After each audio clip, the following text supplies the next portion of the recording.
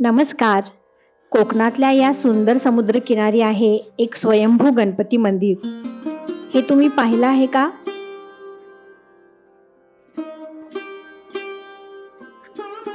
तर आज आपण भेट देत आहोत रेड्डी गणपती मंदिराला. सिंधुदुर्ग जिल्ह्यात वेंगुर्ला तालुक्यात रेड्डी समुद्रकिनारी हे गणपतीचं स्थान आहे. ही मूर्ती स्वयंभू आहे. एक भाविक सदाशिव कांबळी यांना स्वप्नात दृष्टांत झाला आणि त्यांना गणपतीची मूर्ती दिसली. ही मूर्ती एका खाणीतून काढण्यात आली. काही लोकांच्या मते ही पांडवकालीन मूर्ती असावी.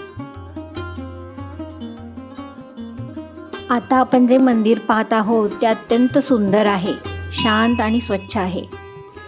गर्भगृहामध्ये तुम्हाला अतिशय भव्य अशी गणपतीची द्विभुजा मूर्ती दिसते.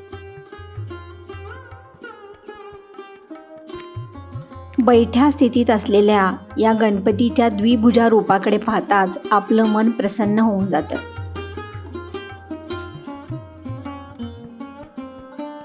मंदिराचा आवार सुद्धा खूप मोठा आणि शांत आहे.